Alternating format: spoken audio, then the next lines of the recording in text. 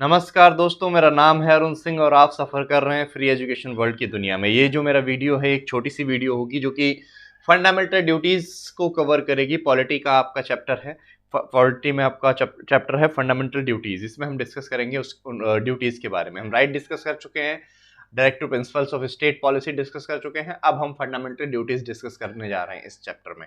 So fundamental duties in Indian Constitution are a set of moral obligations that are to be followed by the all Indian citizens. The idea of fundamental duties in Indian Constitution was taken from the Constitution of erstwhile USSR.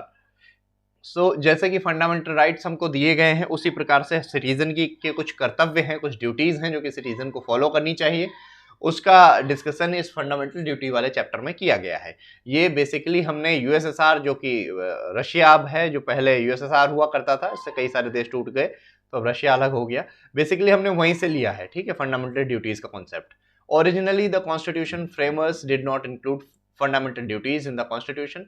ये starting में originally तो ये नहीं थी, लेकिन इनको बाद में 42nd अमेंडमेंट, कॉन्स्टिट्यूशनल अमेंडमेंट के द्वारा ऐड किया गया पार्ट 4A में, ठीक है, जो कि एक स्वर्ण सिंह कमेटी बनाई गई थी। सरदार स्वर्ण सिंह कमेटी ने रेकमेंड किया था 1975 से 77 के बीच में जो इमरजेंसी चली थी, उसको देखते हुए सरदार स्वर्ण सिंह की कमेटी बनाई गई। उसने रेकमेंड किया फंडामेंटल ड्यूटीज को, 10 फंडामेंटल ड्यूटी इन्होंने रेकमेंड करी थी। तो इन्होंने 8 फंडामेंटल ड्यूटीज को रेकमेंड किया था, जबकि गवर्नमेंट ने 42nd कॉन्स्टिट्यूशनल अमेंडमेंट के दौरान 10 फंडामेंटल ड्यूटीज को इसमें ऐड किया था, ठीक है। अब हम आगे बढ़ते हैं। आगे है आपका, interestingly certain recommendation of the committee were not accepted by the Congress party and hence not incorporated in the constitution. These includes, देखो सारी इनकी रिकमेंडेशन एक्सेप्ट नहीं की गई थी उस टाइम पे। तो ये जो 3 ड्यूटीज हैं इसको गवर्नमेंट ने नहीं माना था। द पार्लियामेंट में provide for the imposition of such penalty or punishment as may be considered appropriate for any non-compliance with or refusal to observe any of the duties. ये पहली एक थी, इसको इन्होंने नहीं माना था। और दूसरी थी, no law imposing such penalty और punishment shall be called in quality in any court on the ground of infringement of any fundamental rights और on the ground of repugnancy to any other provision of the constitution. ये भी इन्होंने नहीं मानी थी। Congress party ने ये भी ड्यूटी को नहीं नकार दिया था मानने से। और आपकी जो थर्ड थी, ड्यूटी टू पे tax should also be the fundamental duty of the citizens. इस ड्यूटी को भी गवर्नमेंट के द्वारा नहीं माना गया था, ठीक है। अभी हम देखते हैं कौन कौन सी फंडामेंटल ड्यूटी हैं, जो कि एक ही आर्टिकल है फंडामेंटल ड्यूटी का, 51A। It shall be the duty of every citizen of India to abide by the constitution and respect its ideals and institutions, national flag, national anthem वगैरह जो है इनकी हमें रिस्पेक्ट करनी है। To cherish and follow the noble ideals that inspired the national struggle for freedom, to uphold and protect the sovereignty and unity and integrity of India. आपको sovereignty, जो समानता है और एकता है, अखंडता है, इसकी रक्षा करनी है। To defend the country and render national service when called upon to do so. आपको कंट्री को डिफेंड करना पड़ेगा। To promote harmony and spirit of common brotherhood. आप भाईचारे की भावना आपको उत्पन्न करनी है। लिंग्विस्टिक एंड रीजनल बेस पे कोई जो डाइवर्सिटी उसको एक्सेप्ट करके भाईचारा स्थापित करना है, ठीक है। और वुमेन की डिग्निटी की वैल्यू करनी है। To value the and preserve the rich heritage of the country's composite culture. जो हमारे देश का जो महान कल्चर है उसकी रक्षा करनी है, उसकी वैल्यू करनी है। To protect and improve the natural environment including forest, lakes, river and wild life and to have compassion for the living creature. जो हमारे वाइल्ड लाइफ चीज़ें से जुड़ी हुई चीज़ें हैं, एनवायरमेंट है, लेक्स हैं और जो फॉरेस्ट हैं, इनको प्रोटेक्ट करना भी हमारी फंडामेंटल ड्यूटी है। To develop scientific temper, humanism and the spirit of inquiry and reform. जो साइंटिफिक टेम्पर है इसको भी आपको देखना होगा। लाइक जो साइंटिफिक चीज़ें हैं जो हमारे देश में, उनको अगर आप डेवलप करना भी आपकी जिम्मेदारी है। To safeguard public property and अड्योर वायलेंस को रोकना है, पब्लिक प्रॉपर्टी की रक्षा करनी है। To strive towards excellence in all space of individual and collect activity so that the nation constantly rises to higher level of endeavor and achievements and to provide opportunities for education to his child। अपने बच्चों को पढ़ाना है, ये भी आपकी एक fundamental duty है। 6 से 14 साल तक की उम्र वाले बच्चों को जरूर पढ़ाना है, उनको स्कूल भेजना है, ये भी एक फंडामेंटल ड्यूटी से जोड़ा गया। This duty was added by 86 constitutional amendment act 2002। ये 86वां जो संशोधन था 2002 में, उसके तहत इस ड्यूटी को जोड़ा गया कि आप 6 से 14 साल के बच्चे को आपको पढ़ाना होगा, ये भी आपका एक मौलिक कर्तव्य है। अब इनके फीचर्स में आते हैं, कुछ मोरल ड्यूटी है, कुछ सिविक ड्यूटी है, जैसे कि आपका जो फ्रीडम स्ट्रगल्स के आइडियाज वगैरह हैं, आपके मोरल ड्यूटीज में आते हैं। कॉन्स्टिट्यूशन की रिस्पेक्ट करना, नेशनल एंथम की रिस्पेक्ट करना, नेशनल फ्लैग की रिस्पेक्ट करना, ये आपके सिविक ड्यूटी में आते हैं। They refer to such values which have been a part of the Indian constitution, mythology, religion, practice. In other words, they essentially contain just a condition of task integral to the Indian way of life. Unlike some of the fundamental rights which extended to all persons, whether citizens or foreigners, the fundamental duties are confined to citizens only and do not extend to the foreigners. जैसे fundamental right जो है वो कुछ जो citizen नहीं है उनके लिए भी है, और कुछ सिटीजन केवल सिटीजन के लिए है, लेकिन फंडामेंटल ड्यूटी जो है ये केवल सिटीजन के लिए, फॉरेनर्स के लिए नहीं होती हैं। Like the directive principles, the fundamental duties are also non justiciable. ये भी हमारी जो, जैसे कि हमारे डीपीएसपी है वो नॉन जस्टिसिएबल है, उसी प्रकार से फंडामेंटल ड्यूटी भी नॉन जस्टिसिएबल इन नेचर है। The constitution does not provide for their directive enforcement by the court. Moreover, there is not legal sanction against their violation. However, the parliament is free to enforce them for suitable legislation. देखिए अभी अगर आप इसका violation करते हो तो directly आप court को रिस्पॉन्सिबल नहीं होगे, मतलब आपके ऊपर डायरेक्टली केस नहीं होगा, लेकिन फिर भी पार्लियामेंट चाहे तो जो सुटेबल होगा उस टाइम पे लेजिस्लेशन को लॉ बना सकती है। ठीक है, अब अगला जो टॉपिक है क्रिटिसिज्म, इसमें क्रिटिसिज्म की जो हुआ, इनका विरोध हुआ, आलोचना हुई, उसके बारे में बात करी गई है। The fundamental duties mentioned in part 4A of the constitution have been criticised on the following grounds. कुछ ग्राउंड्स हैं जिसपे इनकी आलोचना करी जाती है। पहला है the list of the duties is not exhaustive as it does not cover other important duties like casting vote, paying taxes, family planning and so on. In fact, duty to pay taxes was recommended by the sentencing committee. देखिए इसमें बहुत सारी ऐसी duties हैं जो जरूरी थी उसमें ऐड करना, जैसे कास्टिंग वोट हो गया या फैमिली प्लानिंग हो गया, ये सब भी एक फंडामेंटल ड्यूटी होनी चाहिए थी। इवन जो टैक्स पे करना है वो भी एक फंडामेंटल ड्यूटी आपकी होनी चाहिए थी। सेंटेंसिंग कमेटी ने जबकि इसको रिकमेंड भी किया था, उसके बावजूद गवर्नमेंट ने इसको नकार दिया। दूसरा क्रिटिसिज्म इसका है, सम ऑफ द ड्यूटीज आर वेग, ambiguous and difficult to understood by the common man. For example, the different interpretation can be given to the phrases like noble ideals, composite culture, scientific temper and so on.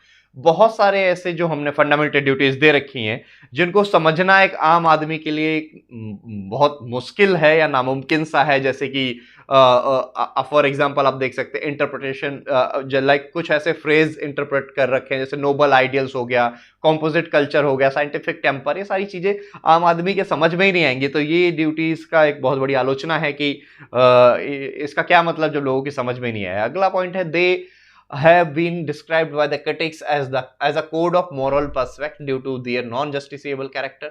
Interestingly, the sentencing committee had suggested for penalty or punishment for the non-performance of fundamental duties. और दूसरी बात, आपने fundamental duties तो दे दी लेकिन वो non justiciable है, जबकि sentencing committee ने रेकमेंड किया था कि अगर कोई उसकी अवहेलना करता है, कोई उसको नहीं मानता तो उसको सजा होनी चाहिए, पनिशमेंट मिलनी चाहिए, लेकिन आपने इसको नॉन जस्टिसिएबल कर दिया, पनिशमेंट कोई है ही नहीं, तो नहीं अगर कोई मान रहा तो उस पर कोई ज्यादा केस वेस नहीं हो सकता। तो ये भी एक इसका क्रिटिसिज्म है। चौथा पॉइंट है, their inclusion in the constitution was described by the critics as superfluous. This is because the duties included in the constitution as fundamental would be performed by the people even though they were not incorporated in the constitution. पांचवा इसका clause है कि the critics said that inclusion of the fundamental duties as an appendage of part 4 of the constitution has reduced their value and significance. They should have been added after part third so as to keep them on the part with fundamental rights। कि मतलब आप इसको 4A के बाद 4A में जोड़ रहे हो, मतलब डीपीएसपी के बाद भी जोड़ रहे हो। अगर इसको फंडामेंटल ड्यूटी राइट के साथ ही जोड़ा होता तो इनकी थोड़ी बहुत वैल्यू लोगों के समझ में आती कि ठीक है, फंडामेंटल राइट्स है, हमारे अधिकार के साथ साथ हमारे कर्तव्य अगर साथ में जुड़े होते तो लोगों के आसानी से समझ में आता, इसको वहां पे जोड़ा जाना चाहिए था। ये भी एक इसका क्रिटिसिज्म का पार्ट रहा है। अगला इसका पॉइंट है significance of the fundamental duties की, मतलब इनका सिग्निफिकेंस क्या है, ये रियल में यूज भी होती हैं या ऐसे ही है, सब कुछ बकवास है। तो इसमें हम देखते हैं, in spite of the criticism and position the fundamental duties are considered significant from the following view points. कुछ पॉइंट्स हैं जहाँ पे सिग्निफिकेंस मानी जाती हैं, जहाँ पे कामगार आती हैं। फर्स्ट है, they serve as a reminder to the citizen that while enjoying their rights they should also be conscious of duties they owe to their countries, their society and their fellow citizens. जब आप fundamental right को enjoy कर रहे हो उस time पे citizen को reminder का काम करती हैं कि हाँ, आपका कुछ मौलिक कर्तव्य हैं आपके अपने नागरिकों के प्रति, अपने समाज के प्रति, अपने देश के प्रति। दूसरा इसका पॉइंट है, they serve as the warning against the anti national and anti social activities like burning the national flag, destroying public property and so on. ये एक वार्निंग की तरीके से भी काम करती हैं, आप कोई राष्ट्र विरोधी चीजें ना करो या समाज विरोधी चीजें ना करो, जैसे कि नेशनल फ्लैग को आग लगा देना या पब्लिक प्रॉपर्टी को डिस्ट्रॉय कर देना। वहां पे भी एक वार्निंग साइन का काम करती हैं फंडामेंटल ड्यूटीज। Third point है, they serve as the source of inspiration for the citizen and promote a sense of discipline and commitment among them. They create a feeling that the citizen are not mere spectator but active participant in the realization of national goals. Like ये आपके अंदर एक inspire करती हैं, आपके अंदर एक भावना जगाती हैं देशभक्ति की, एक तरीके से कह सकते हैं। They help the court in examining and determining the constitutional validity of law. In 1992, the Supreme Court ruled that intermining the constitutionality of any law, if a court find that the law in question seek to give effect to a fundamental duty, it may consider such law to be a reasonable in relaxation to Article 14, equality before law, or Article 19, 6 freedoms, and thus save the law from the unconstitutionality. ये कभी कभी जब हमारा संविधान में कोई संशोधन हो रहा होता है या लॉ आ रहा होता है, तब भी कभी कभी इनका इस्तेमाल आता है, जैसे कि 1992 में इनका इस्तेमाल हुआ था। ठीक है, कॉन्स्टिट्यूशनलिटी, संवैधानिकता चेक करने के लिए। They are enforceable by law, hence the parliament can provide for the imposition of appropriate penalty और punishment for the failure to fulfil of any of them. देखिए, ये लॉ बनाकर इनको एनफोर्स किया जा सकता है, लेकिन नॉन जस्टिसेबल इन नेचर होती हैं, लेकिन उसके बावजूद भी पार्लियामेंट चाहे तो लॉ बना के इनको अच्छे से एनफोर्स करके और पेनाल्टी भी लगा सकती है अगर आप इस कोई मौलिक कर्तव्य के अगेंस्ट काम करते हो। ठीक है, HR Gokhale, the then law minister, उस समय जो लॉ मिनिस्टर थे HR Gokhale, gave the following reason for the incorporating the fundamental duties in the constitution after 26 years of its inauguration in post-independence India, particularly one on the eve of the emergency in June 1975. A section of the people showed no anxiety to fulfill their fundamental obligation of respecting the established legal order. The provision of the chapter on the fundamental duties would have a sobering effect on these restless spirit who have had a host of anti-national subversive and unconstitutional agitation in the past. देखिए, HR Gokhale जी जो है, इनका कहना है कि जब emergency लगी तो बहुत सारे लोग अपनी कर्तव्य से भटक गए थे, उनको पता ही नहीं था कि कैसे कैसे कोई उनको टेंशन ही नहीं थी अपने कर्तव्यों से भागने में, इसलिए उस सबको याद दिलाने के लिए फंडामेंटल ड्यूटीज का लाना जरूरी था। इसलिए ये कांग्रेस गवर्नमेंट उस टाइम पे फंडामेंटल ड्यूटीज का कंसेप्ट लेके आई। और इंदिरा गांधी उस समय जो प्राइम मिनिस्टर थी, इन्होंने बोला कि जो फंडामेंटल ड्यूटी है, इनको ऐसे जस्टिफाई किया कि इनका इंक्लूजन कॉन्स्टिट्यूशन में डेमोक्रेसी को मजबूत करेगा। She said the moral value of fundamental duty would be not to smooth the rights but to establish a democratic balance by making the law conscious of their duties equally as they are conscious of their rights. Indira Gandhi ने बोला, जैसे जैसे आप अपने अधिकार के लिए conscious हैं, वैसे वैसे अगर आप अपने कर्तव्य के प्रति भी कॉन्शियस होते हैं, सचेत होते हैं, तो उससे जो हमारी डेमोक्रेसी है, जो हमारा गणतंत्र है, वो और ज्यादा स्ट्रांग होगा। ये उस समय के प्रधानमंत्री श्रीमती इंदिरा गांधी जी ने कहा था। The opposition party in the parliament is strongly opposed the inclusion of the fundamental duties in the constitution by the Congress government. जो opposition पार्टी थी उस टाइम पे, उन्होंने बहुत ज़्यादा विरोध किया कि ये जोड़ना संविधान में गलत है, सही नहीं है। However, उसके बावजूद the new Janata government headed by Morarji Desai in the post emergency period did not annul the fundamental duties. लेकिन उसके बावजूद भी जब इनकी अपोजिशन पार्टी जो उस समय मोरारजी देसाई थे, जनता गवर्नमेंट जब इनकी सरकार बनी, तो उन्होंने भी इनको फंडामेंटल ड्यूटीज को नहीं हटाया। और जबकि 86 कॉन्स्टिट्यूशनल अमेंडमेंट एक्ट जब आया 2002 में, एक अटल बिहारी जी की गवर्नमेंट थी, एक ड्यूटी को और जोड़ दिया गया, जो कि राइट टू एलिमेंट्री एजुकेशन, जो एजुकेशन से रिलेटेड अपने बच्चों को पढ़ाने वाली ड्यूटी है, उसको जोड़ दिया गया और उसको फंडामेंटल ड्यूटी के साथ साथ फंडामेंटल राइट भी बना दिया गया आर्टिकल 21A के तहत। चलिए आगे बढ़ते हैं। तो जो वर्मा कमेटी ऑब्जर्वेशन, इन्होंने ऑब्जर्वेशन इनकी क्या थी कि इसकी लीगलिटी के लिए क्या क्या प्रोविजंस हैं, उनके बारे में इन्होंने बात करी थी। The Verma committee on the fundamental duties of citizens 1999 identified the existence of legal provision for the implementation of some of the fundamental duties. They are mentioned the Prevention of Insult of the National Honor Act 1970 Act 1 है, criminal laws हैं बहुत सारे, protection of civil rights act है 1955, the Indian penal code declares the imputation and assertion prejudicial to national integration as punishable offense. The UAPA act है आपका, unlawful activity act है अगर कुछ आप ऐसा करते हो, वाइल्ड लाइफ प्रोटेक्शन एक्ट है, फॉरेस्ट कंजर्वेशन एक्ट लाया गया।